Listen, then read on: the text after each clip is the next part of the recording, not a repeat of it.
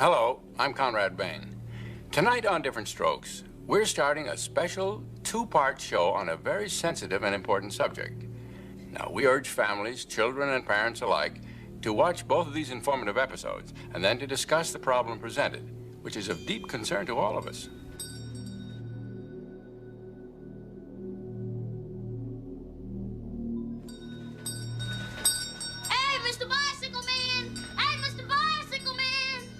The man's name is Mr. Horse. Right. Hey, Mr. Bicycle Man! That show was very unsettling for me. I couldn't watch it. I didn't want to be around it. I asked him, don't write me in, please write me out of most of this. Give me a bite, please, please. Don't just stand there. Help me grovel. Well, Daddy, I guess he could keep his bike downstairs in the garage. Yeah, Dad, and there's plenty of safe places to ride in the park. And as far as strange people go, I mean, they're everywhere. We've got one living in our apartment. It was unsettling because I had myself gone through that. And watching it happen on the show, it was like reliving that all over again. I was reliving that whole thing all over again. Maybe we better not let your dad know about the bike. In fact, maybe it would be best if you didn't even mention, that you came back here and I gave you all this ice cream before dinner. Why don't we just make it our little secret? You know something, Mr. Horton? You're sneaky. Sneaky? Yeah, I'm getting a whole new respect for sneaky. This is what happened in my life. And they didn't know about it. You know something, Arnold? I really like you. I really like you. You and I are gonna have a lot of good times together.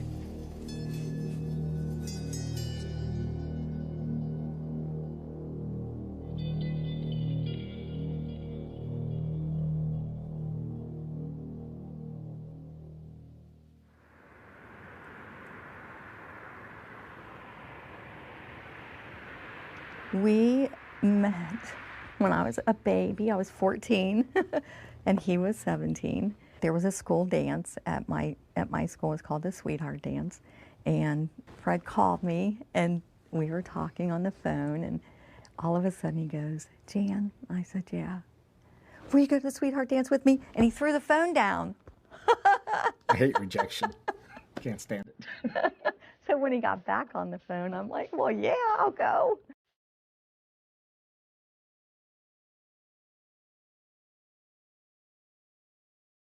Dated all through high school, and I ended up going into service, and I asked her to marry me before I went into service. Mm-hmm. When I came home for good, she had a big oak tree in her front yard, her mom's front yard. Yeah. And I come down the street, and there's a big yellow ribbon with a big bow on it tied around the tree, so.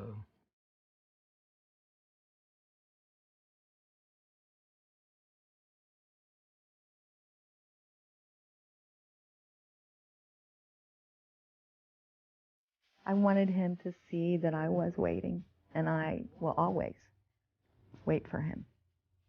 And I needed him to know that when he came down the street. I loved him, and couldn't wait to see him. Couldn't wait for him to be home.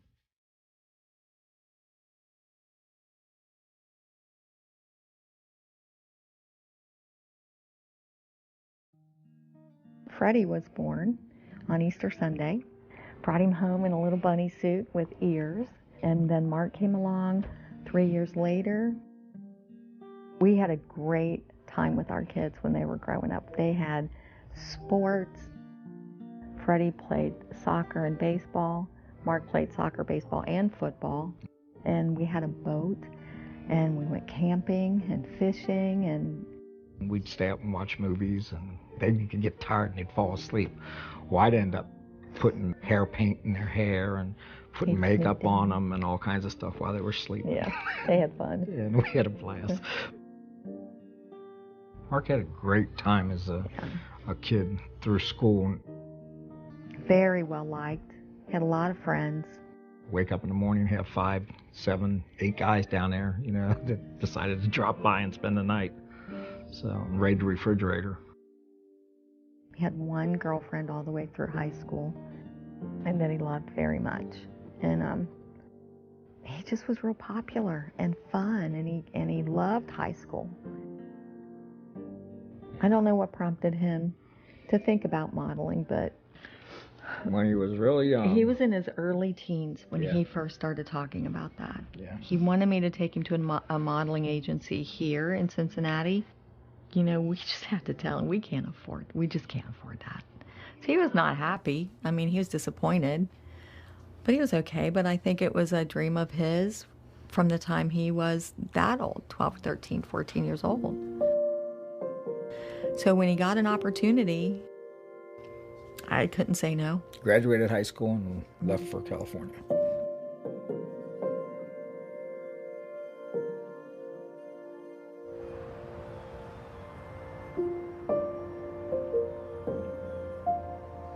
My grandparents were the ones that made the move from Switzerland. They took out a map, and then they kind of like pointed like wherever they wanted to go. My grandmother made my grandpa actually do it, and he told me he kind of purposely moved to LA because he wanted to like see all the celebrities and stars and what people think they can see down here. I think every little kid is, dreams about being famous and being in movies and, stuff like that. I mean, a lot of my heroes were actors. Johnny Depp was, the biggest at the time. I mean, and just everything that, he was able to do, the different personas that he was able to take on, that fascinated me. Everyone had always said this growing up as a kid, oh, Mike should be in modeling, or Mike should be in acting. It was great. So I got a good manager, and then I booked tons and tons and tons, especially print. I mean, it was like I couldn't stop booking it. Yeah, he was thrilled. He was excited. We're from a Midwestern town, and that was really something new and something different, and Michael seemed to be thrilled with doing it. I had a good life growing up. I started doing operas and stuff like that with my grandmother at the Houston Grand Opera. I remember going out at the very end of the opera and holding a sword up in the air, and like everybody, it was the very end, like going up and holding a sword, and everybody stood up and clapped and started throwing flowers and everything. It was just, and the sound of it was just amazing, the sound of the crowd. And that's probably the happiest acting memory that I have, the happiest experience that I have. I started developing an interest in acting and started taking acting classes in Houston and got an agent. I don't know where you want to go. I don't know your venture. Look, this is California. This is where you make it. This is it. You know what I mean? This is where it all starts.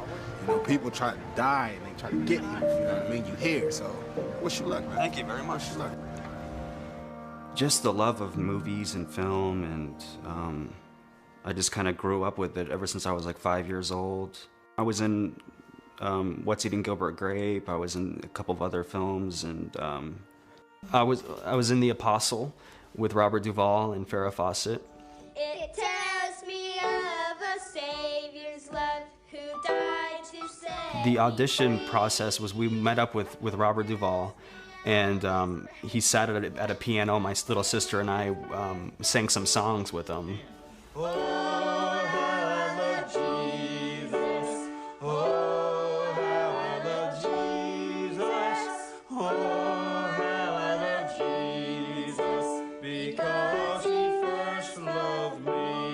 Let's give a big hand clap for Jesus. We know we could change the sadness into smile. I've always been singing since I was 3. I remember him taking afternoon naps, and he would wake up from his nap and he would sing. We thought he had a very good voice, but then we heard it from friends and even from people. We would go to a restaurant and Evan was singing, and people would just come up and say, oh my God, how cute he is, and he has such a good voice, and he has a talent. You should do something with that talent, I wanted to perform.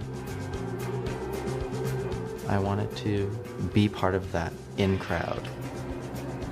I wanted to be friends with stars, so I could tell everybody else that I have friends who are celebrities. This lovely creature that she stands with her hair full of ribbons and green gloves on her head.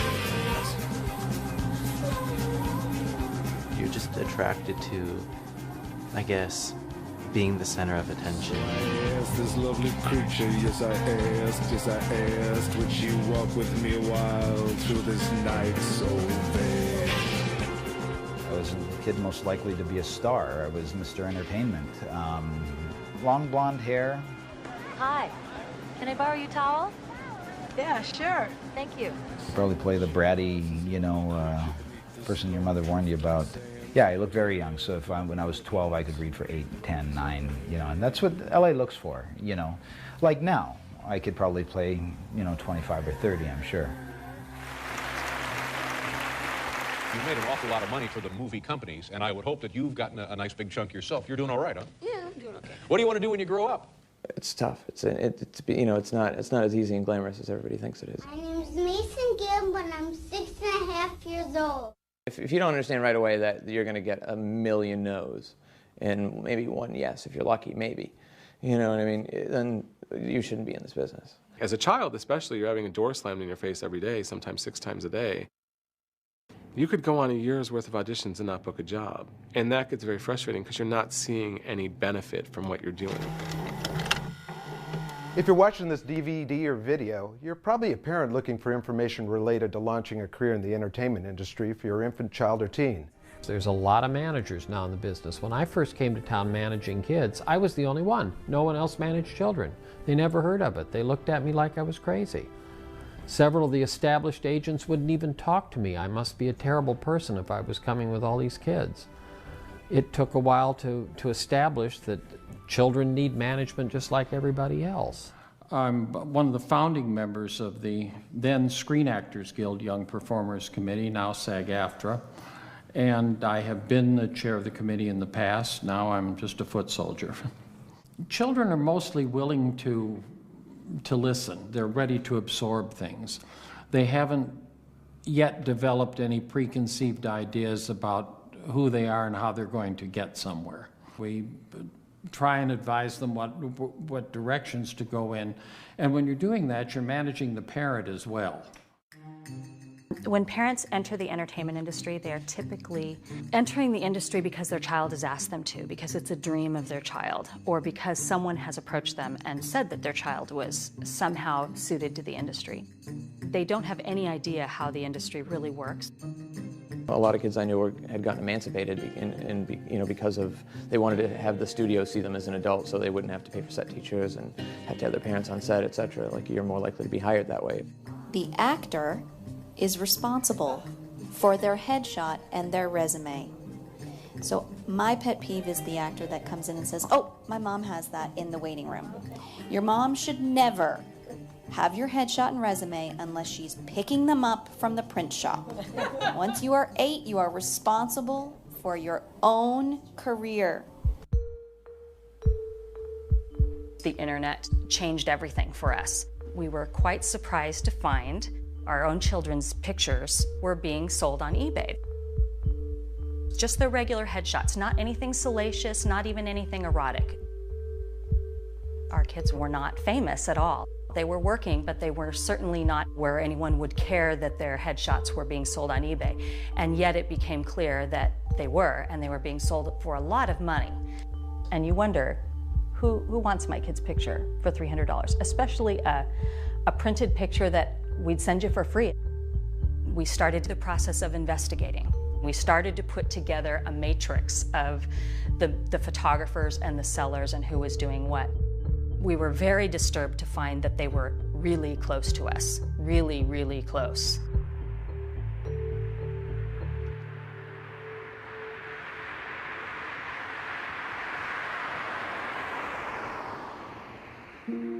My cousin Darian, he was working all the time. Like, he went to 50 auditions, like, in a span of 2 months or something.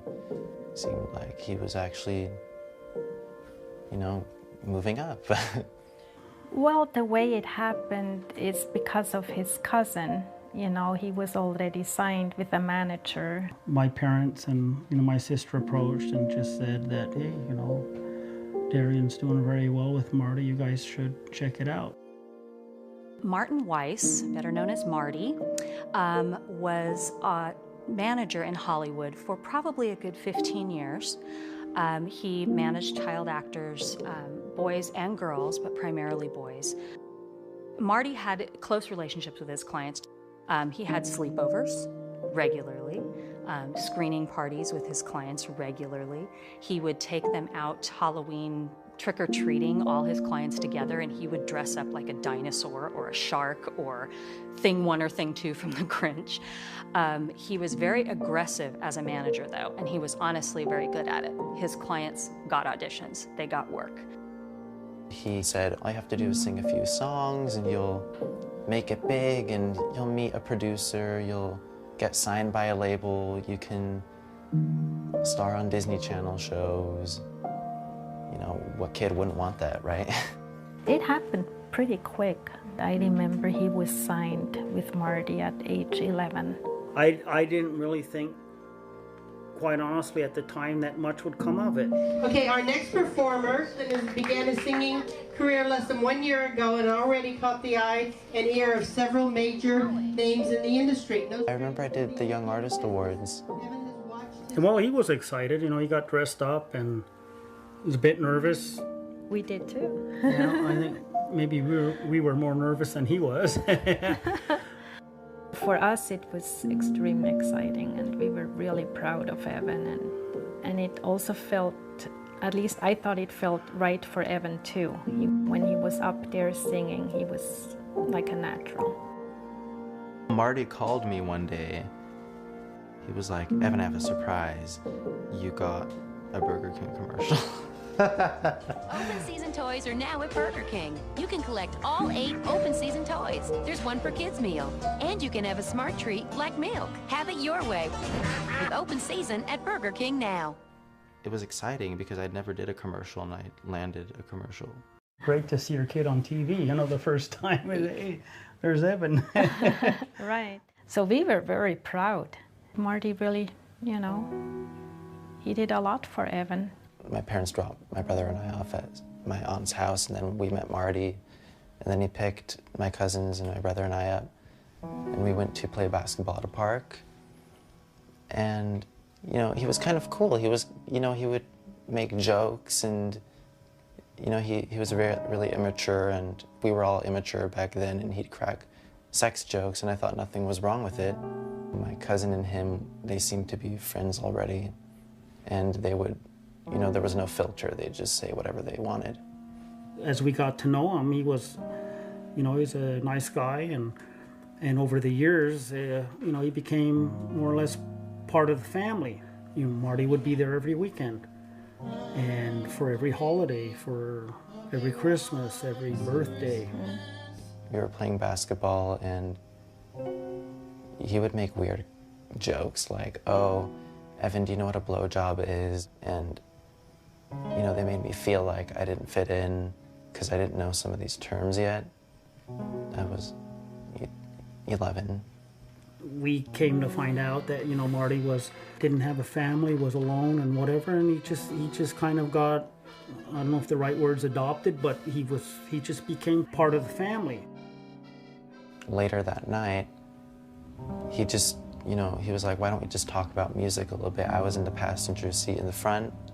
He just kept driving around, and we talked about kind of what I would sing, what artists I like, and Marty, all of a sudden, out of the blue, he was like, did you ever see an old man's penis before? And I was like, whoa, that's kind of odd, and I didn't want to, be disrespectful and just get out of the car, and, what would I do? I was kind of in the middle of nowhere with this guy. I told him no, I never saw an old man's penis before, and, You know, we got out and we were walking, we got to a park, and there was a tree, and he pushed me to the tree and was like, I'll show you what a blowjob is. Where's this one from, Marty? Thanks, Marty. You're welcome, bud. That is cool. All right. Thanks, Marty. My pleasure. Nice. I kept saying no, no, and he was pulling my pants down, and I didn't know what to do after that. Like, do I tell somebody? Because he was really cool. Everybody liked him.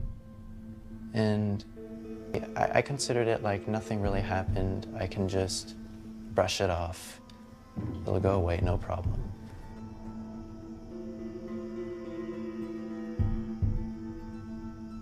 Around November of 2011, I became aware of this issue of child abuse in Hollywood.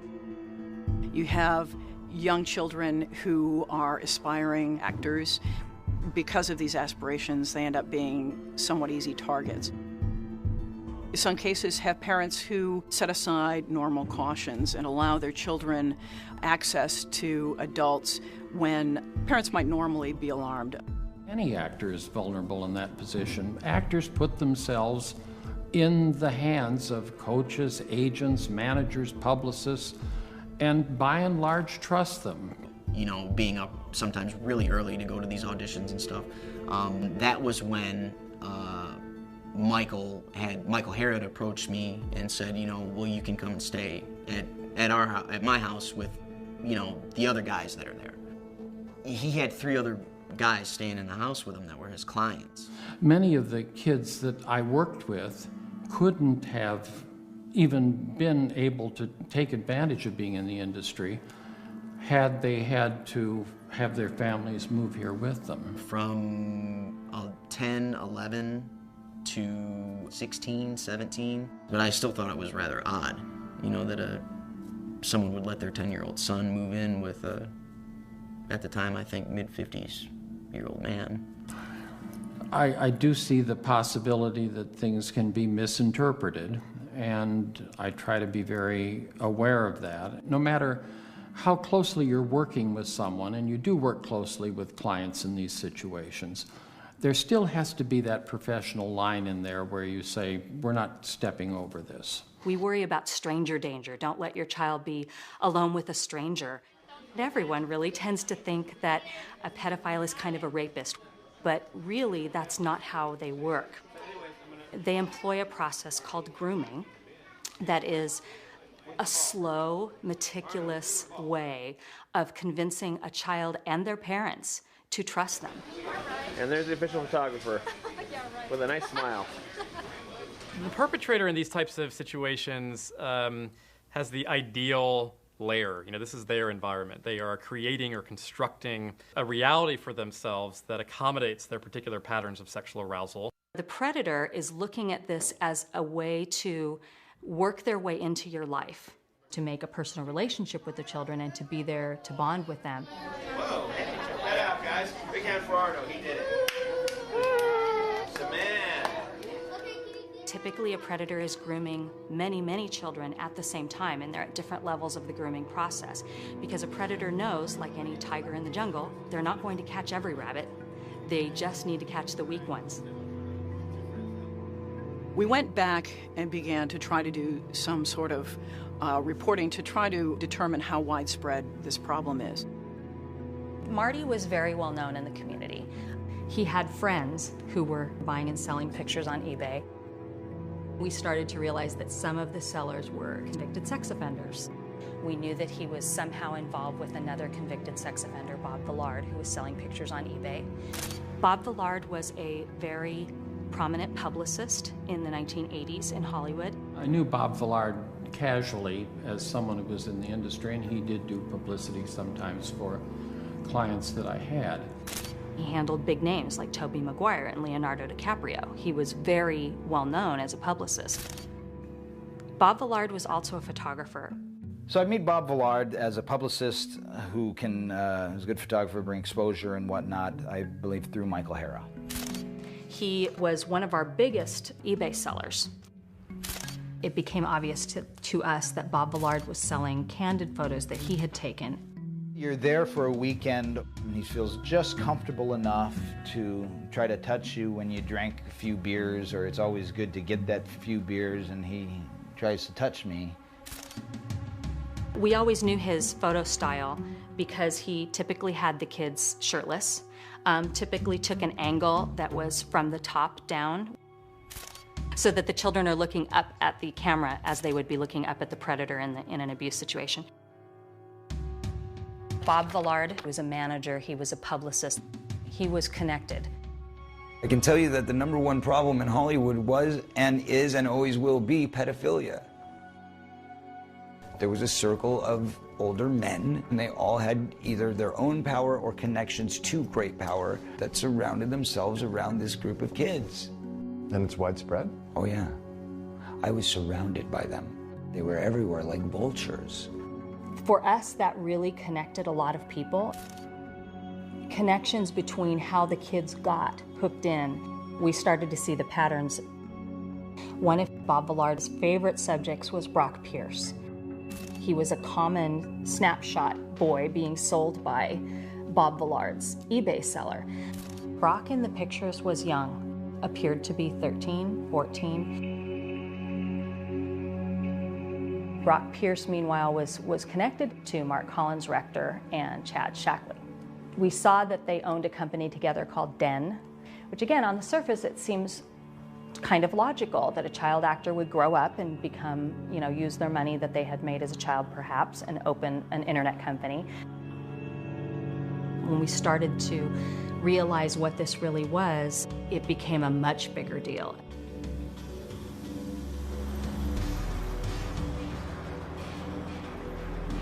I was a New York City police detective, went to college and law school, became an investment banker, and then I backed into writing. I've broken very big stories over the years, been very fortunate to break big stories. In the late 90s, 1990s, the NASDAQ went from 10,000 to like 1,000, and a lot of people lost fortunes. And one of the ones was Digital Entertainment Network, that it just happened to go across my desk, and I read about it a little bit, and I thought it might be a good story. In the 80s, it was MTV that captured the attention of young people all over the world. However, now that youngsters are turning to the internet, a company called Digital Entertainment Network thinks they've got a chance of becoming the next big thing. They've created television-like programming exclusively for the web.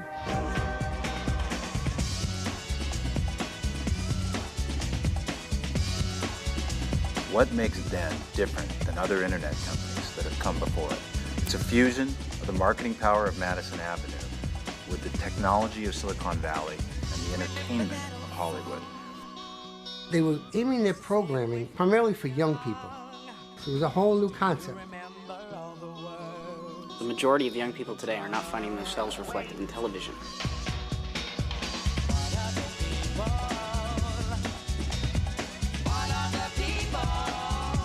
We're creating content that specifically targets your needs, your wants, your desires. We're creating a new form of entertainment to serve the global youth audience. Can we get a little sponge for Mark? He's getting a little shiny. It's not out here. I'm sorry, a little shiny under the eye. Okay. Makeup. Mark Collins Rector, somehow on one of the early chat lines, which were little more than hookup places, he came across Chad Shackley. You really should be on camera. I am on camera. Who at the time was a 15-year-old kid, and Collins Rector was much older than that. Mark Collins Rector moves to be close to Chad Shackley, and then they start, for lack of a better word, dating. Eventually, Chad moves in with Mark Collins Rector. Chad and I had to jointly develop Concentric Network Corporation, which was one of the very first internet service providers. And then they brought in Brock Pierce.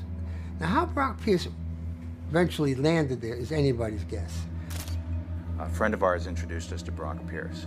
And Brock, at the time, was producing his first independent feature. He'd been an actor for many years. And together, the three of us completed what was eventually to become Den. Everybody was just throwing money at them.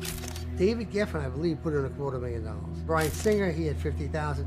Michael Huffington put about $5 million into this. It must have been $150 million that was pumped into us. Now, 15 years ago, $150 million was still a pretty good piece of change. I need somebody to ask me a question so I can give you an answer. Is that Jay? Come here, Jay. Drill me on camera. He was flamboyant. I mean, everybody told me he was very theatrical, very dramatic. He had a very good way of getting his way. Think about this. He takes a 15-year-old kid from his parents to move in with him. That's Chad. Most of us would be afraid to, even if we did, whether it was male or female, you'd be terrified to even ask that question for fear that they're going to come and take you away in handcuffs. Surely you have something out of all this bullshit you can cut 5 seconds out of to get from me, right? Yes. All right. Yes. They had a great idea. Their idea was to make their own films and put it on the internet. Well, lo and behold, that's what Netflix is doing now. Of course, it's 15 years later. The problem was the internet or computers did not have the capability for that. But meanwhile, they were paying people money and filming as though it were a major studio. I was called to go out for an audition for the show, Royal Standard. I am 14 years old, and I started acting when I was about 5 years old. I enjoyed a lot, so it's a fun thing. So we went over to Din, and I had the audition there, and I met him, met Mark Collins, director, and I met some of the other people there. Everybody seemed impressed, and this is the guy for the part, the kid for the part, and yeah, that had never happened before, just getting hired on the spot like that. I thought he was nice. I thought he was a nice guy.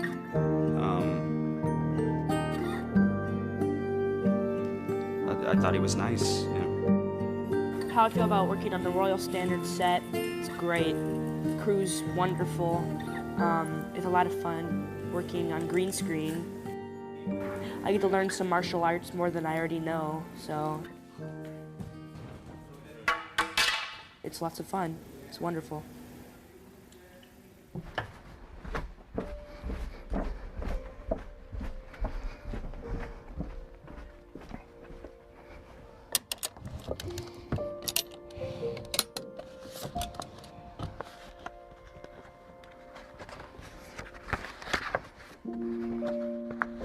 We're in the basement of my house. This was where Mark basically lived for a couple of years. But he spent most of his time down here. He was kind of like a hermit down here. This is where he hid out.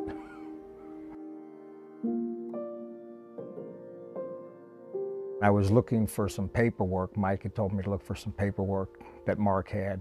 Mark had a copy and Mike had a copy. I came down here and I found these documents. I found Mark's deposition.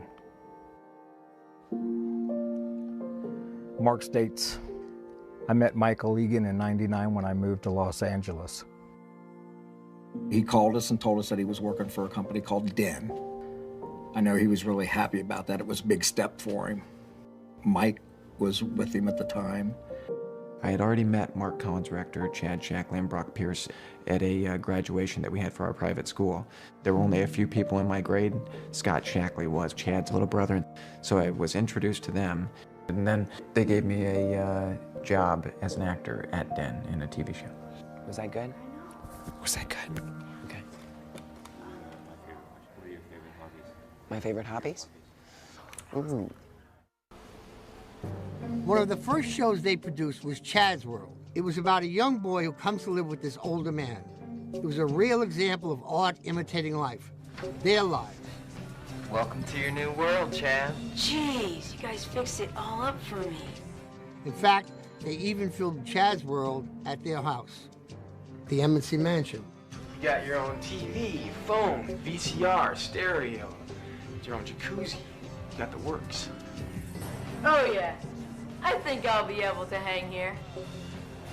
It was fulfilling a dream. In or about September 1999, both Michael Egan and I were invited to a party. We are at what used to be called the M&C estate. Mark Collins Rector and Chad Shackley's house. Well, we arrived there and Michael introduced me to Collins Rector, Chad, and Brock. Mark Collins Rector just showed me the house, showed me the backyard, the guest houses, you know, went through all that. There was no expense spared at the M&C estate, there really wasn't. The pool was ridiculous. There was a swim-up bar like in the pool. Like I can remember often being served lunch, like the butler or whatever, the chef would come out and like bring lunch to the swim-up bar at the pool. You know what I mean? It was literally like going to Disney World for the first time. It was like, this is amazing.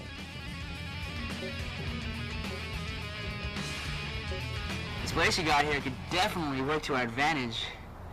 Bring some girls here, they're gonna love this place. Sounds good to me. Before I even went to the house, like Scott was like, you know, my house is different. You know, like this, you know, the dynamic at my house is not like a normal house. I guess I should tell you, they're gay. Hey, that's cool with me. I have no problem. So Mark was definitely like the leader, and then like Chad, it was like Mark, like the husband, Chad would be the female figure of the wife, and I don't know how in a normal context you would fit Brock into that picture, but. Where do you want my eyes? Right into the lens. Into the lens? Right okay. the audience. If I was over late at night, you'd see like they'd have people over getting into a hot tub with Chad or Brock or Mark or all three of them at one time getting in where he was naked and all of them were naked getting in the hot tub, and you'd start to see these different little things happen. I'd be like, what the hell is going on? There's a skinny dipping rule after nighttime, so anybody who was over, you know what I mean, it didn't matter who it was, that, you know, you had to skinny dip after dusk or whatever. You know what's going on, so you don't want to look right at it. It's like the sun during an eclipse, you know what I mean? You want to you want to look, but you don't want to look, you know what I mean? But you know, I can't say that. I mean, obviously they weren't having sex in the hot tub, like right out in the open, but you know, it was obvious to me that something was going on just by the position, you know. But I can remember just like, again, like now, well, I mean, that's going on over there. It's kind of weird, but I'm in this Olympic-sized heated swimming pool right now doing laps. You know what I mean? Like, who cares? You know what I mean? And it was definitely awkward. Definitely. What's the most exciting thing about Den to you?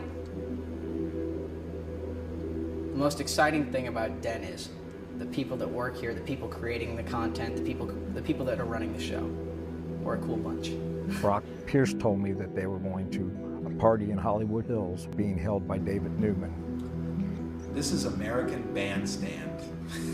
I was going to say if you're on ecstasy, but that's probably not a good idea. I felt it coming there. This is... At this party, there were lots of drugs available, and there were many young teenage boys, ages 14, 15 there. Some of the big studio people were there, including Garth Ancier and Randall Kleiser. The party, with so many teenage boys and no women, not even the caterers, had made me feel uncomfortable. They would find the good-looking ones that they wanted in their shows and then prey upon them. I don't remember his name, but the one kid that was in Royal Standard, he was a younger kid, even younger than me at the time. And I remember once Mark had been at the auditions, they would go to the auditions and so forth to try to pick the ones that they wanted. And I remember the one younger kid, blonde-haired kid, I don't remember what his name was, but I remember Mark going right after him. Do I remember the first time? Yeah, I do. He had picked me up at the studios and took me back to his house, and on the drive on the way back, he was asking me if I liked guys or if I liked girls. I said I liked girls. And he goes, okay, well, you know how you pick up girls is you put a sock in your pants to make your crotch look bigger. So when we got back to the house, he had gotten a sock and he would adjust it around and say, this is how it goes, like this, you know. At one point he said, you know what, why don't you just take off your clothes? Take off your clothes and let me see what you look like. So I don't know why I did it, but I did, and he looked at me and goes, oh yeah. That night, he dressed me up in somebody else's clothes, and wanted to take me out to dinner. And I wore a sock in my pants that night. He would take me to in his house. He had a movie theater in his house. We went into the movie theater. I don't remember how it was that he got me. He started doing what he was doing with me. I don't remember. My memories are of me like just sitting in there and, being scared at first.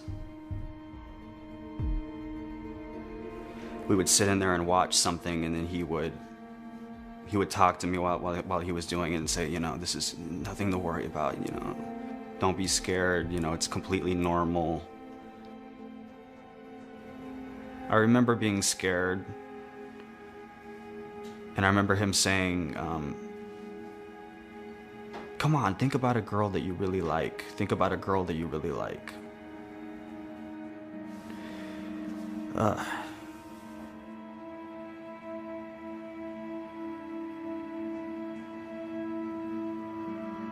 Royal Standard, it's a good series right now.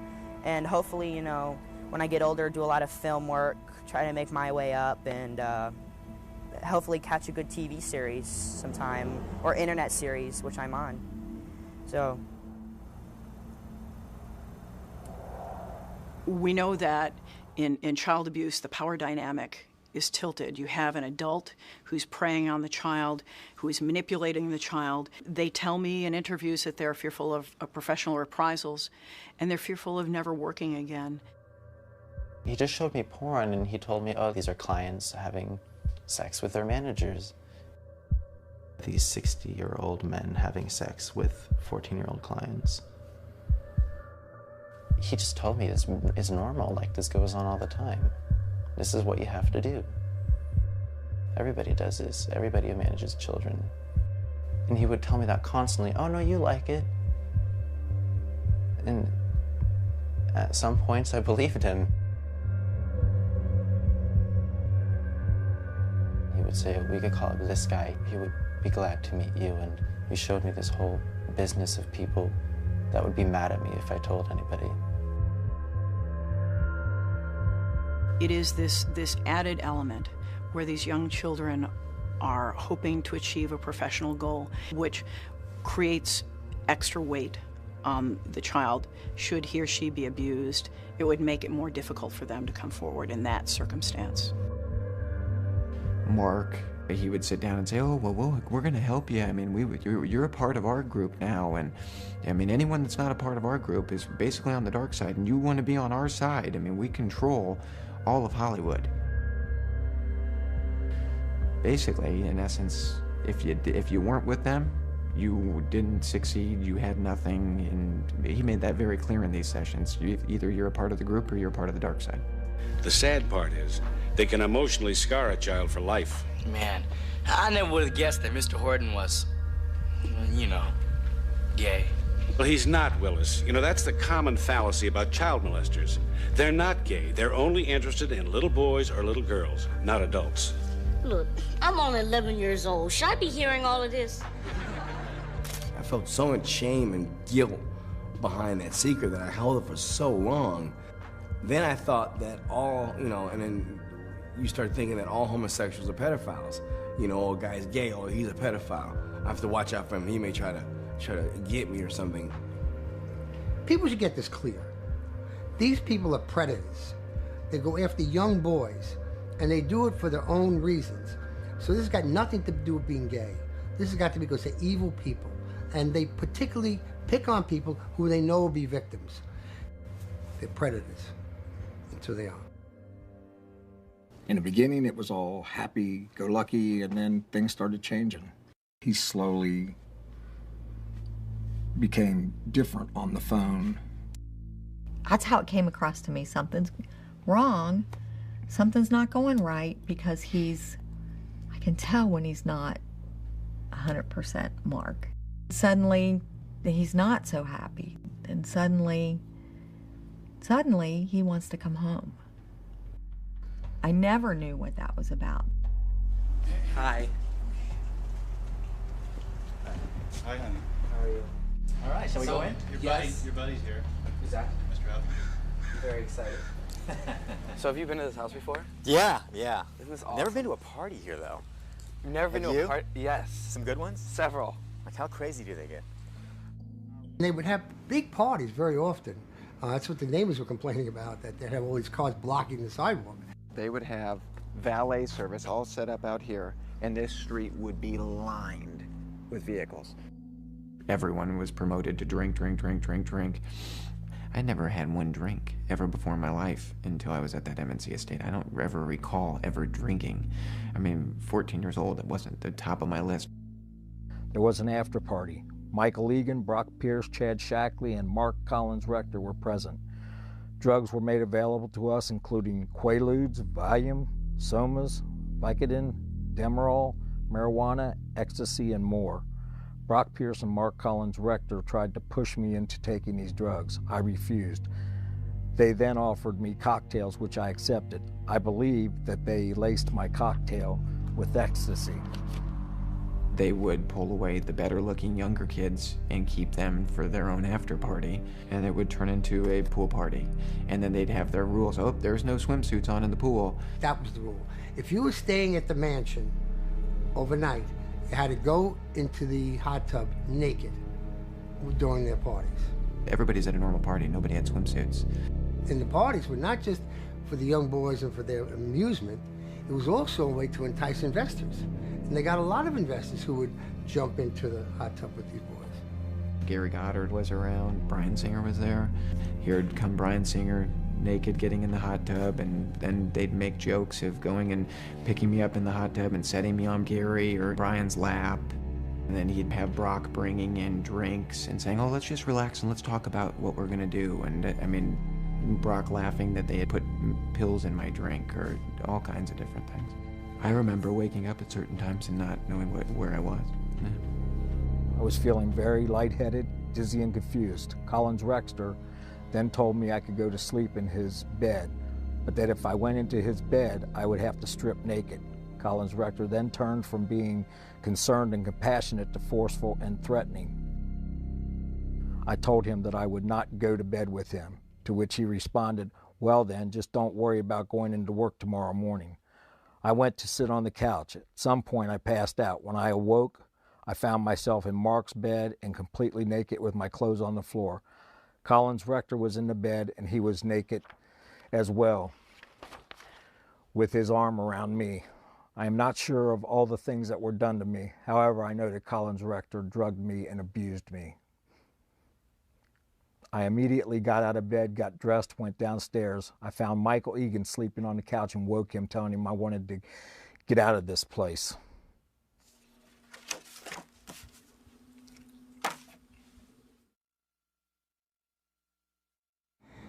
I think the best way to describe this is a pedophile ring.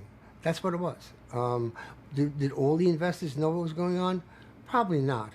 Did a lot of them suspect? Sure. Hello, I'm Bryan Singer, and you're watching Rollywood at www.den.net. Bryan Singer is a very prominent director in Hollywood. He's done some pretty major movies, The Usual Suspects, X-Men, X2, so there's been quite a lot of, you would recognize his work. What most people wouldn't recognize is some of the odd connections that seem to tie him to this world. Know your star. Pickle Boy. Brian Peck, who was convicted of child molestation, worked for him on X-Men and did the commentary for X-Men with Bryan Singer. Hi, my name is Bryan Singer, and I'm the director of X-Men.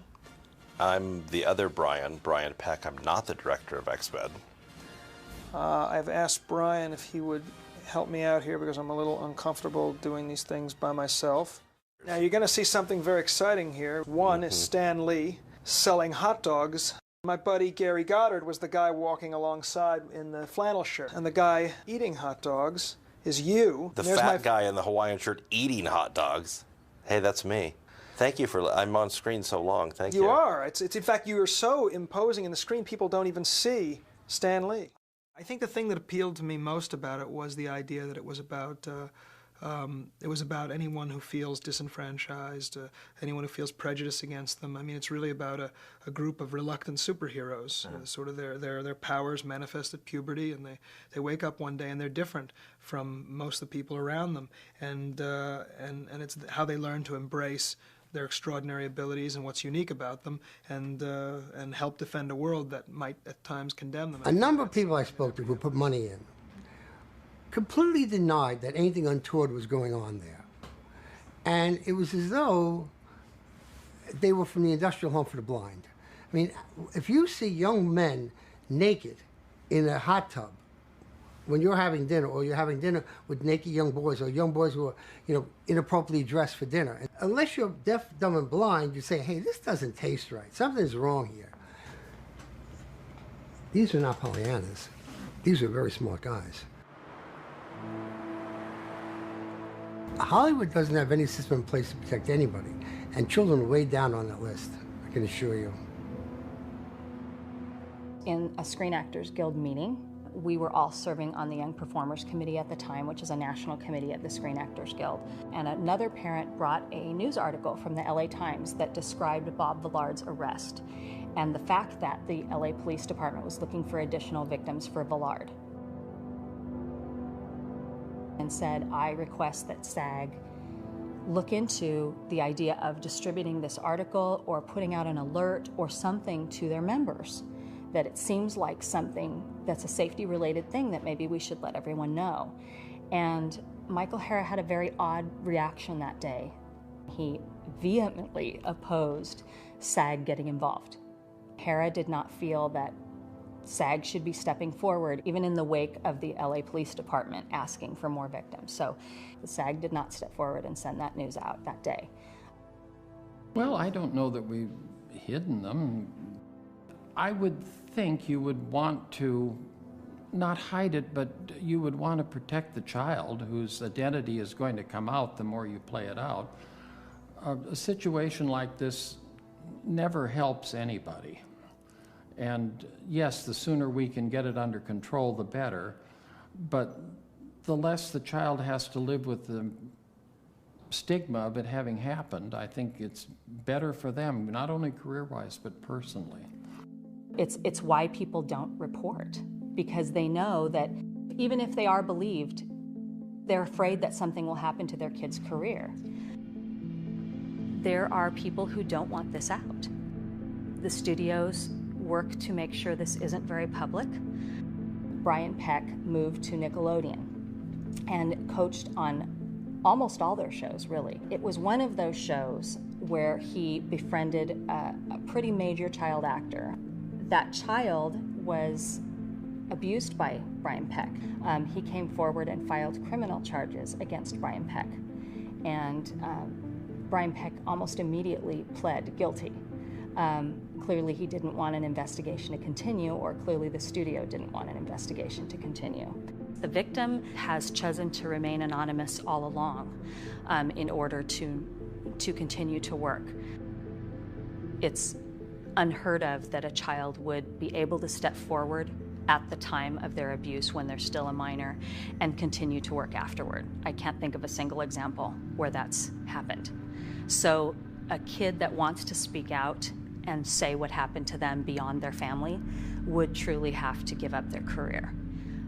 It's very sad that that's the case, but it's a reality. That's the worst part of it all, is that he's still working on kids' shows and he's still here. And he's been convicted. It's not somebody that we have rumors about or that we've had complaints about. There's actual convictions, and he's still here. I feel confident in saying all of the convicted predators that I have been familiar with had many more victims than the one that was convicting. We're absolutely talking about the tip of an iceberg. I'm not sure that we'll ever see the whole iceberg because I think there's so many factors pushing that iceberg down into the water.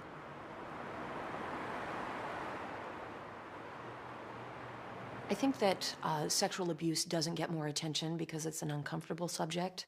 We don't want to talk about it. It's ugly. It reveals things about our culture that we don't want to know. But by not discussing it, then we don't identify it as big a problem as it is.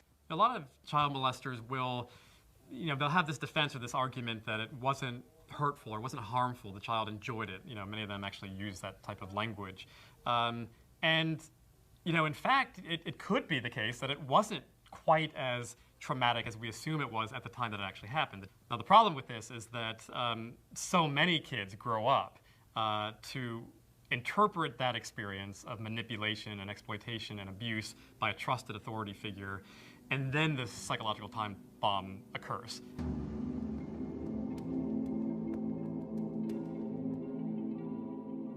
I ended up in a hospital for a little while.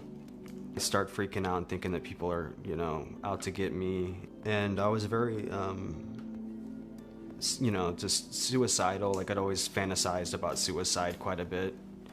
I had a pellet gun that I would fantasize about using to kill myself. I remember sitting in my room and crying my eyes out and sitting in a corner with the pellet gun, just saying, why did this happen to me? Yeah, I guess you could say I kind of fell by the wayside and let LA suck me in. I had started doing drugs and got involved with a whole bunch of people I probably shouldn't have. Whenever I'd have any pain or anything, I'd drink. I'd drink and drink and drink and drink and drink. Didn't know who to blame or what to blame, and I completely just hated everything about everyone. I'm trying to leave that stuff that happened to me at 12 years old as far as behind me as I can. We had to have more. We had to have more and more because we didn't want to feel anymore. We wanted to be completely numb of everything we were feeling. And, and cocaine was it, and then shove it down further and further. Meanwhile, I'm just shoving it down, just shoving it down, just shoving it down. And then one day when it all comes back up, I'm a full-fledged addict. I thought I was the unique case there, but apparently I'm not. I don't know if that makes me feel better or worse. So many people went through the same thing that I did. He comes home, and he's just a completely different person. He never talked about going back out again after that. No. He never talked about returning. And he was just so introverted then. He didn't trust, where before he didn't have a problem trusting people. He started drinking more often, and he would hide that from us. After he was back home, he said, I gotta tell you something, Mom. And I said, what? What's going on? He said, you know Mike, right? I said, yeah. He said he was molested. I'm like, what? And he said, what would you do if that happened to me? If that, what would you do as a mom? What would you do? His drinking had gotten so out of control that even he knew. He knew. He couldn't work. It was just affecting his whole life. So we had to give him an ultimatum. So we just sat him down on the back porch and just said, Mark, you got to get help or you have to leave. And he admitted, I know I'm an alcoholic. I know that I have to stop, but I can't. I don't know how. I called the hospital and spoke to a nurse there, asked her about detoxing him and what it would take and how we would do it. And she said, by all means, do not let him stop drinking cold turkey. It can cause stroke, can cause seizures, can cause heart failure. Apparently Mark wanted to do it on his own, trying to go cold turkey. Because one day, Fred woke me up and he said, something's wrong with Mark. So I jumped out of bed and came downstairs. Mark was on the floor and he was had a rag, and he said, was wiping something up off the floor, and he said, Dad, I swear to God I'm not drinking. I swear I'm not drinking. But there was nothing on the floor. Fred helped him up, took him over and sat him down on the couch. He goes, buddy, are you all right? What are you? And he said, yeah, he goes, I'm not drunk, I'm Dad. not. I swear to God, I'm not drunk. I haven't been drinking, Dad. I promise. I swear. We didn't know what was going on. We just didn't know. Half of his body was on the couch, and his head was leaning back in this corner, and his legs were hanging off the side. But he looked up at Fred and said, I love you, Dad. And Fred goes, I love you too, bud. He said, just lay back for a minute. And when he laid back, his tongue and he was just shaking like this and clenched like this, and I ran to the phone and called 911, and Fred was holding his arms down so that he wouldn't hurt himself. And I'm on the phone, and I said, I think he's detoxing from alcohol. I think he's, has withdrawal. I need an ambulance right away. Right away. He's seizuring right now. The ambulance came, and Fred had him sitting up a little bit. They took off. I came in the house, went upstairs, started getting dressed. Went to the hospital, and we walked in. They said, are you Mr. or Mrs. Ryan? And we said, yes. It's your son, Mark Ryan, yes. Well, the doctor wants to talk to you. They walked us down this hall into this empty room and put us in this room and shut the door. And then the doctor came in, and he said, I have some bad news. Your son's heart stopped on the way to the hospital.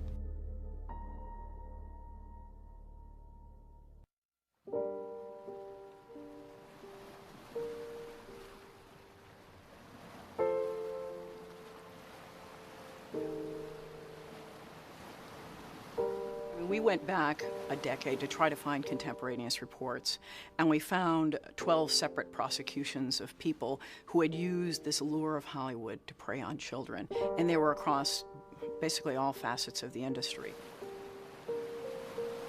So you have this phenomenon of crimes potentially being underreported. Moreover, some of the victims that I spoke with felt stigmatized. They felt they were to blame for the crimes that had occurred and feel they can't speak out publicly.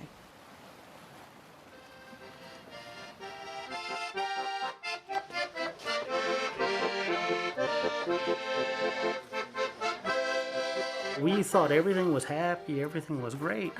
And then all of a sudden, one day, Evan just said, look, he wasn't practicing anymore. And I said, what? You got to be kidding, after everything like a shock, that you've gone through. And I was like, I don't like music anymore. I don't want to do anything with the industry, nothing. I figured he's going through his teenager and puberty. And so I figured, maybe that's what it is. I was like, I'm not going to live a life like this. I'm not going to be held down by this guy for the rest of my life. And I needed a way for people to believe me. I needed a way for my family to believe me. Hi, Anita. How you doing? Okay. Happy birthday, Evan. I'm getting massaged and it feels great. And I don't care whether or not it looks bad. Okay. It's above the waist. It's not bad.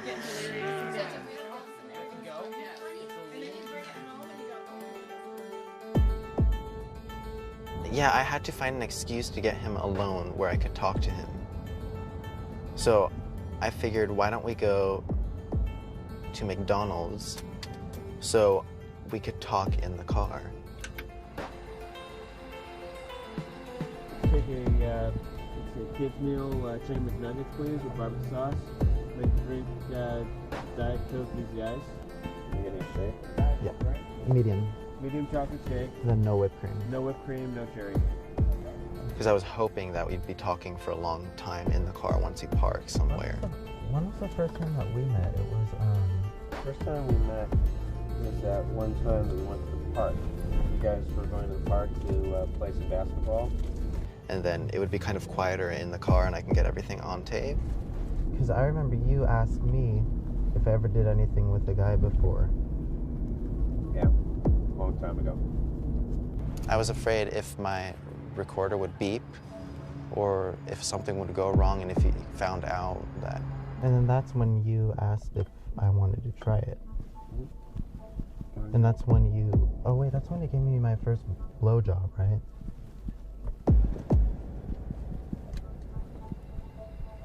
You're not recording this, right?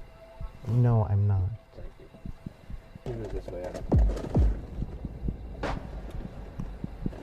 I never would have done anything with you if you hadn't expressed interest.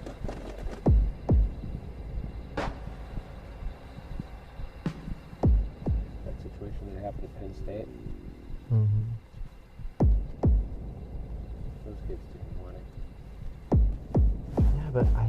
at 12.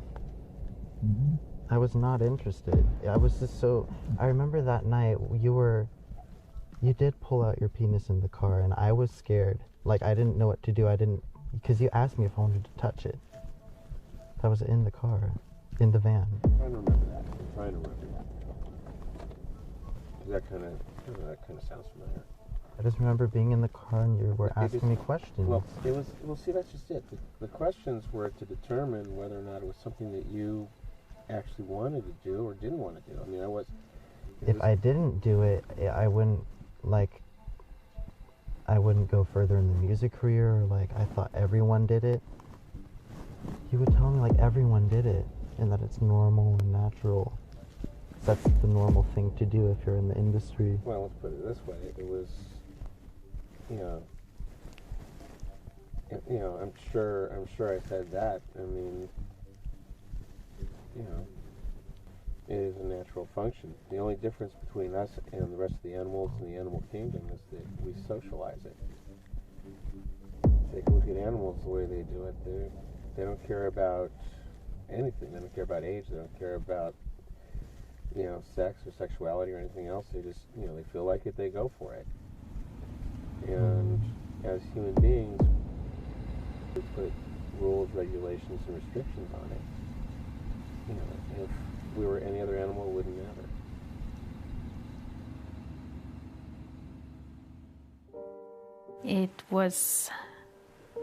I was just numb when he told me. I was like, how could this happen, and how could I not have seen it, that this was happening to Evan. And I don't know, it was just so painful, really painful. And of course, the first question for me was, to Evan, did it happen once, or how often did it happen? You're kind of hoping it's once and that's it. But then Evan told me that it happened many times and over several years. And that's when I thought I was gonna faint. It's just so hard.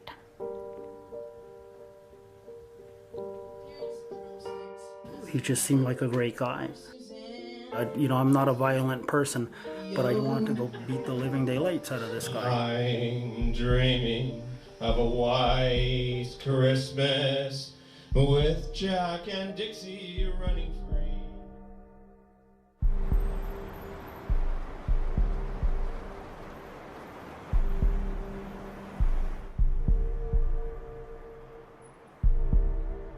The first thing that happened to bring the demise of Den was a lawsuit filed in New Jersey against Mark Collins Rector, Chad Shackley, and Brock Pierce.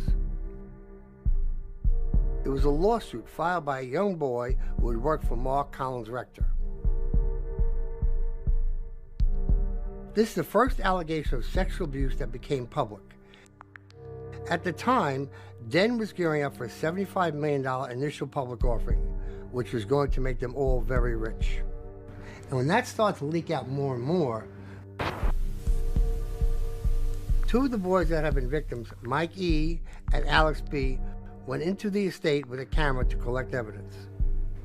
One of the things he took pictures of was the huge amount of prescription bottles that were in Mark Collins Rector's name. OxyContin was one of them, but there was Vicodin, Percocet, Xanax, and there was like a lot of bottles. We went back into the MNC estate, him and I, one night, and went through and copied every single one of their file cabinets, from all their passenger manifests for Jet West file, all their American Express files. I mean, every document that was in those files we copied. Cabinet after cabinet. We sat there at the copy machine hours copying them, boxes full of stuff. It's an email from Brock to Chad, and it says, "What do you think?" And it is a picture of a young boy. This one says, from Brock to Chad, another interesting one from Michigan. Chad's response on that one was, "That's a yummy one." And Brock writes to him, "Would you like me to contact either of them?" Chad writes, "Well, they both look cute, but what's their deal, question mark." The investigation and the lawsuit started to leak out, and Mark Collins' rector started to panic. He could start to see I was being more distant and I didn't want to be around him. And I remember one time him specifically grabbing me and pull me actually up into his room, into his closet, and would open that gun safe and said to me, "Do you not understand the power I have? Do you not understand the power I have?" As that gun's sitting right there at you. He had a gun collection. A number of boys told me he would point the gun at them just like that. Collins Rector would make it very clear, if you spoke about anything that happened in the house or anything about them, that first off, they would destroy your career. Second off, they've had people eliminated, 14 and 15 years old. I definitely didn't want to be eliminated. They came home and explained what happened, and I started crying, and I said, "This didn't really happen to you, did it, Mike? Did it happen to you?" And my son got curled up on the floor in a corner and started rocking and saying, "Mommy, I was just a kid. I was just a kid." And they threatened me, and I was just a kid. And I knew immediately that I had to bring someone and get someone involved. The police, the FBI, whoever knew I needed to expose these criminals. We brought all those videos, the audio tapes, and gave it to our attorney, and the video of which was given to the FBI as well. And it wasn't just in these files, the names of Mark Collins, Rector, Brock Pierce, Chad Shackley, in the files handed to the FBI. You had Brian Singer's name in manifest. You had all of these people, not just the three that lived in that estate. They were well aware of all the other people that were involved as well. I mean, I had to actually write pages on yellow sheets of paper, pages of the whole story for the FBI. They wanted me to sit down and document it all.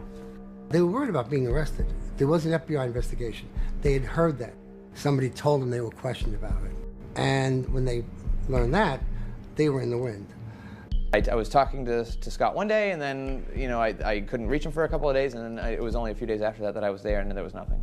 There was like literally nothing. Nothing was gone. Even I think the fountain, if I remember correctly, the fountain, there was a fountain in the front yard. Even the fountain was gone. And they went to different places in Europe, hopefully to avoid being arrested. And somebody gave them up in Spain.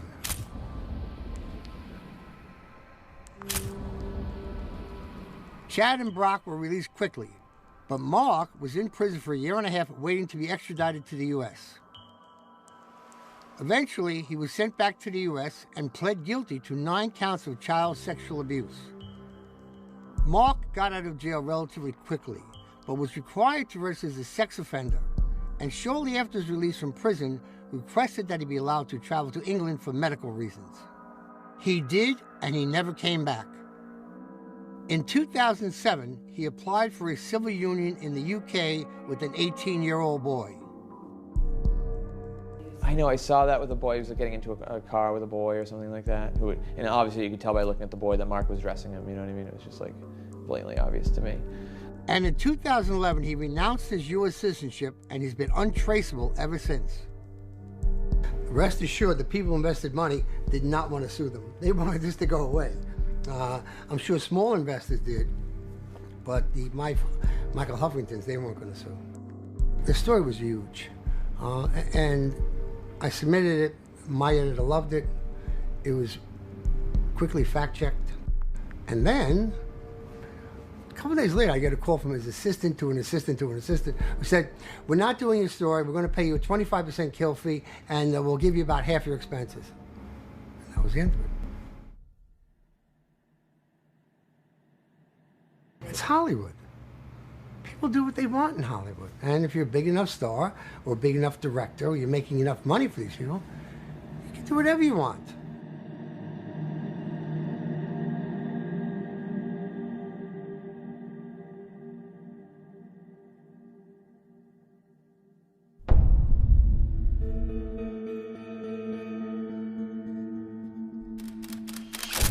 Martin Weiss was charged with multiple counts of lewd acts upon a child.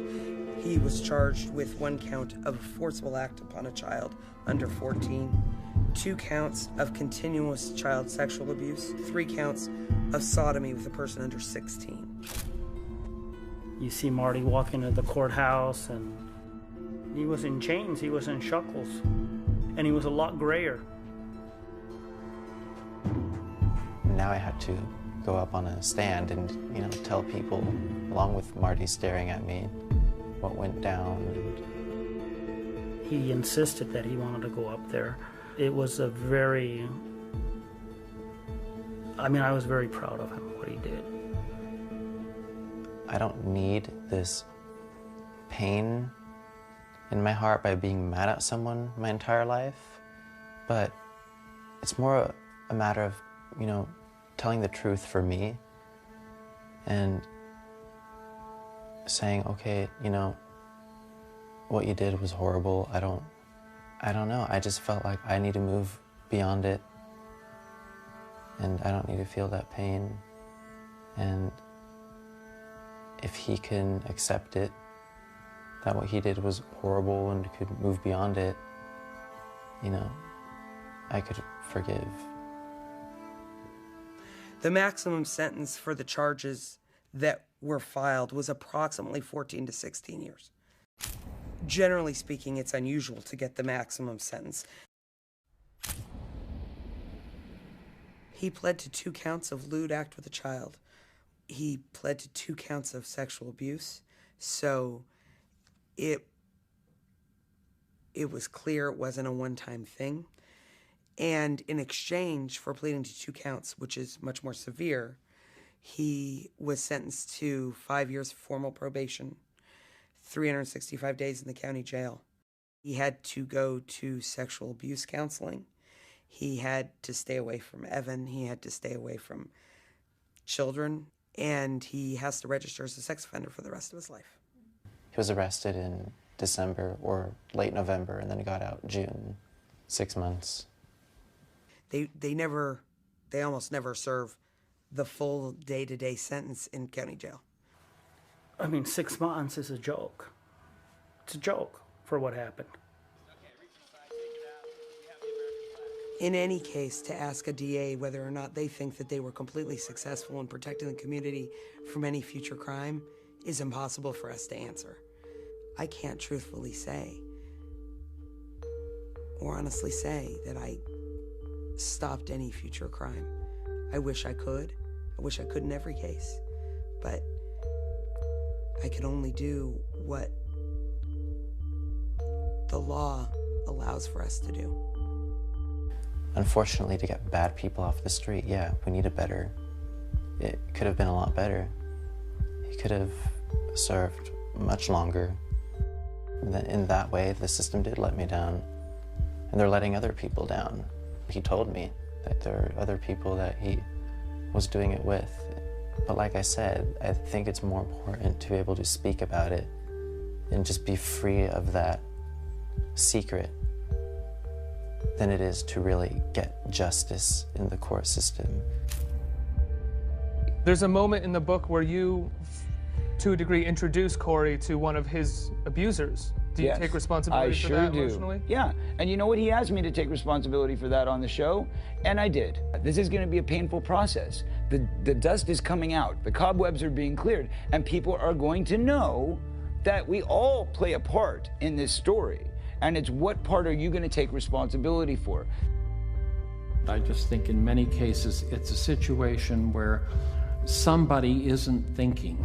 The parent has become trusting where they shouldn't become trusting. Regardless of how good the situation looks, your job is to protect your child.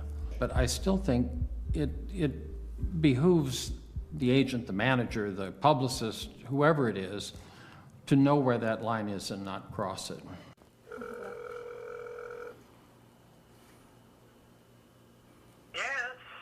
Hello, Michael. Yes. Hi, this is Joey Coleman. Well, hello, Joey Coleman. Yeah, how are you? How you do? What, you were what? I was just thinking about you. Oh, you were? Yeah, I was. I was reading an old Hawaii magazine, and I was thinking about you. Yeah, well, it's been a while, huh? Yeah, it has. I haven't talked to you in a while. Yeah. Kind of lost track of you. Yeah. What about, have you heard from Bob lately? Bob Villard? Oh, Bob Villard. Last I heard, he was in prison, Joey. Oh, is that right? For what? Well, I assume some sort of a problem with children. tried several times to get him, and somehow or other they didn't. But last I heard he was, so. Now, I don't know anything about that. I don't know how long it was or anything else. So, no, I haven't heard from him in a long, long time. Oh. Kind of forgotten about him, actually. Well, that's kind of the reason why I got out of the business. I don't know if you ever remember that I slit his lip open with throwing something at him, and I was on my way home, never to come back. And I've gone through a lot of therapy, and I don't condone anything that he tried to do, and Lord knows what he's done to anybody else. I don't know, and I don't know, Joey, and you know, I take these things with a grain of salt. I'm not sure how horrible they really are. yeah. I just, you know, I know I'll never know the whole story about it. And where I've had the opportunity to talk to someone about it, I've said, look, this is not a terrible thing unless you think it is. It's just something that happens to you in your life. Well, I don't think it's right for anybody to take advantage of anybody, and I think that it's that whole thing is rotten. What I tried to do to me, and quite frankly, I didn't like what, you know, when you tried to have me sleep in your bed and touch me and everything. I hated that too. And that was something unwanted. I shouldn't have done it. And there's no way you can undo that. But it certainly is something I shouldn't have done. I don't know what Joey is remembering, but I don't remember anything that would have caused him to feel that way. All I can say is that as a result of the situation he was in, not only with me but with others, that was how he perceived something. It certainly wasn't anything I intended, and that was going to be my response to it. I mean, are you attracted to young boys? Is that part of it? Not particularly, no. No. So much of what goes on in these situations happen almost by accident. You get the idea that someone out there was a child predator and they were preying on children, and everything they did was to steer the child into this. And a lot of the ones that I at least was aware of, they just sort of fell into it. Did anyone ever try anything on you when you were a kid actor? Well, I guess so.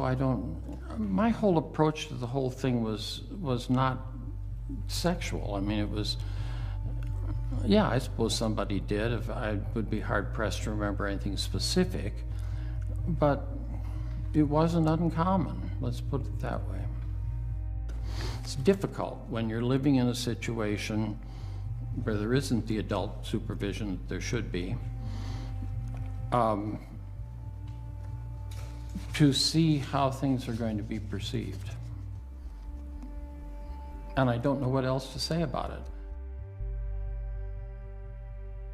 it. I don't know if Michael Hara is a danger to kids. I don't. We're in Hollywood, it's accepting, okay, whatever. He's a good manager. I'm sure he knew everything about the whole bomb alarm. To hear how good he is at playing the Hollywood coldness. Great to hear from you. I was just thinking about Hawaii. Hey, you know, Sue, you're calling from Zimbabwe. Hey, I was just thinking about you. Really? Yeah, I saw a magazine on Zimbabwe and I was thinking about you. You think he really saw that? His insincerity, you know, glib, lying through his teeth, you know, because whatever, because you freaking Hollywood people, scumbags, don't even get me started.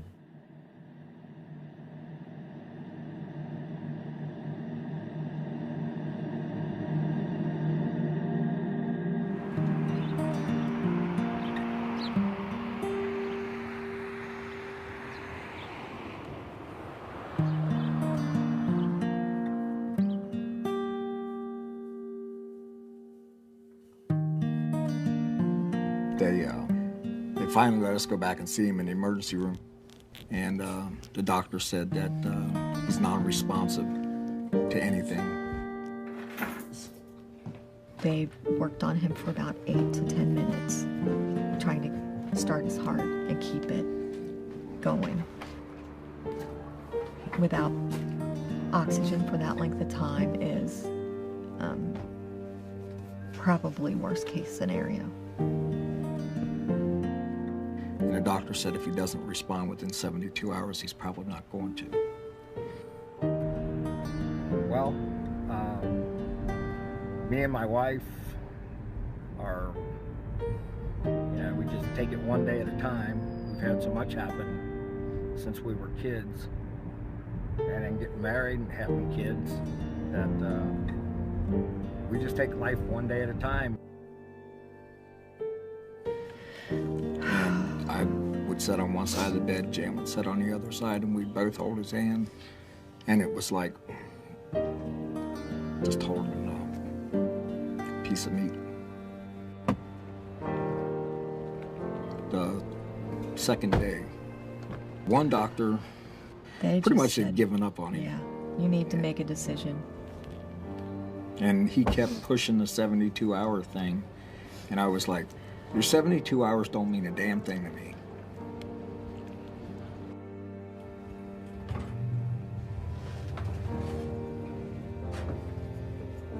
And at 68 3/4 hours, Mark's eyes finally responded to the light.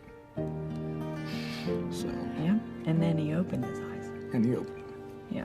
But then there was no way in hell that anybody was taking him off the machines.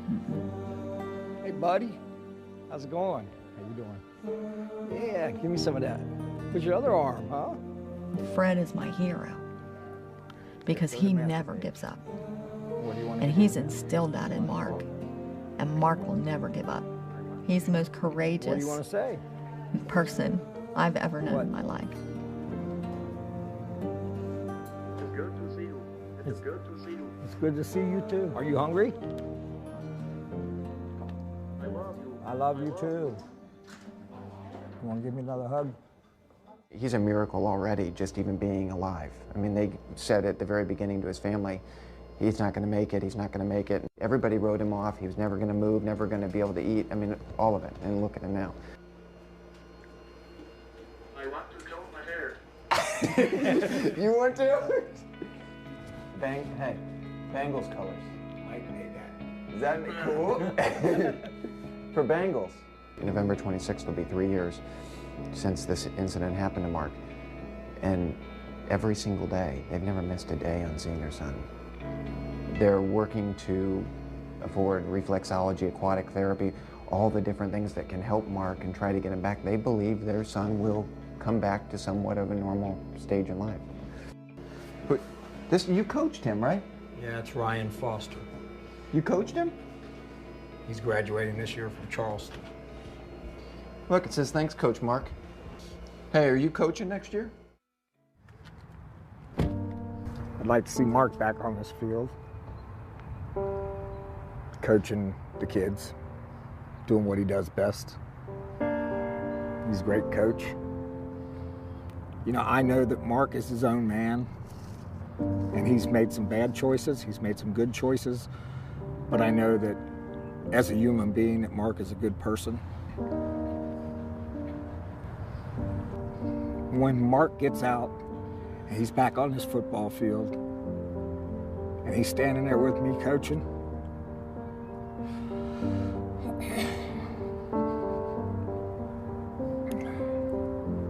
God can take me then, but not until then.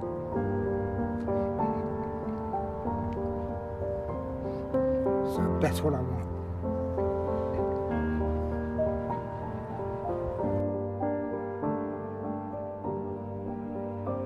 After the whole thing with Mark Collins Rector happened, it's made my life very dark. I was never able to have a girlfriend or anything. And I'm just now still recovering from all of that stuff. Like, I feel like I'm kind of at a point in my life where I'm getting better slowly. I moved to Florida about a year ago, and I moved out there because of my grandmother. Kind of wanted to be there to take care of her, and then I met a girl over there. She's my first girlfriend that I've ever had. So now, you know, my life is my grandmother and my girlfriend. I give them education, I hit them knowledge, not the difference. Just trying to get myself back on track and, you know, trying to enjoy life and... Watch this emotion, boom. Boom, here we go with the emotion. I'm coming back coasting. Everyone knows I'm roasting. Boom. Not you, but Russ. Boom. I'm not sure to tell you. I like it. I finally found a place that I like, you know. The dream is so important, you know why? Because if you're living on this earth, you have to feel something, and the dream make you feel things. And that's what the power of a dream is, you know? Dream is life.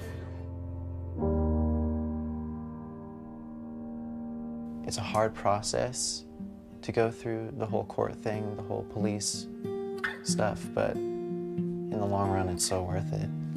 Because in the long run, it isn't really about how long this person will serve time in prison or getting justice and revenge and all that. It's more kind of being able to express yourself and say, look, this happened to me, and I'm going to move on from it, and I'm not going to hide this in my head the rest of my life.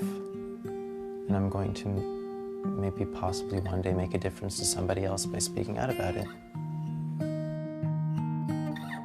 I'm saying that there are people that were the people that did this to both me and Corey that are still working, they're still out there, and they're some of the richest, most powerful people in this business. And they are. And they do not want me saying what I'm saying right now.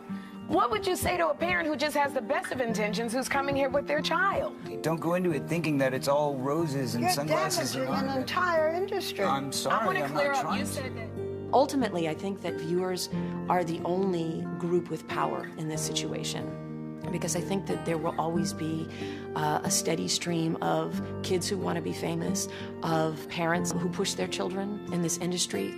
It's interesting how we will go and pay money and we will support a system which sexualizes children or puts them in situations in films where they're around adults who are engaging in inappropriate things. We would never do that for our own children.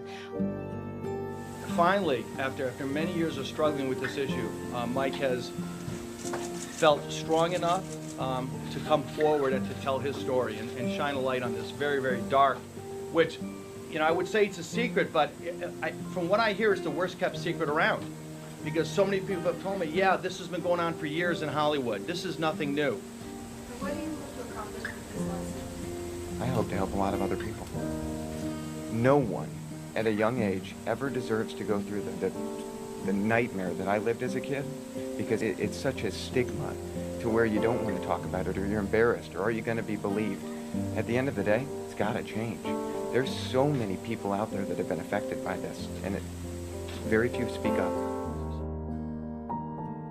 If we don't speak out about it, then we are part of the problem, because we are contributing to a culture that normalizes this. And by normalizing something, it becomes invisible as a problem. So yes, we hold up these high-profile cases to say, these are bad guys, and we are good guys. And I actually think that we are all a little bad when we don't speak out. There is so much damage that's already been done. And now I think at the end of the day, I mean, I look at some of it and I've really tried to kind of move on beyond all of it. I don't know, I mean, I've still never seen any retribution towards those assholes. Never seen a damn thing. I mean, you look at them as they still sit on their pedestals, and the same thing's probably going on, could have went on last night with someone, who knows?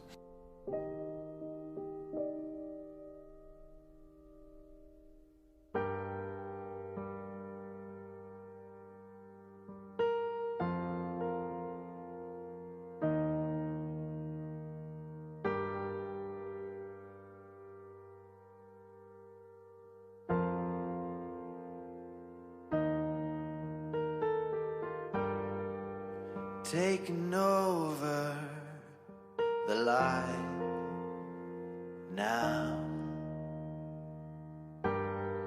All there is to be said has been said. Let the walls fall, let the shadows disappear. Let our story start from this moment here.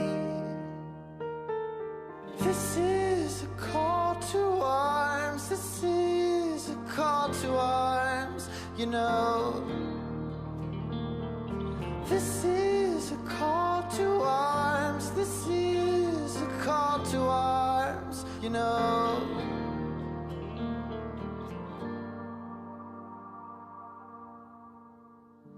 My heart beats dry. Stolen words are now mounted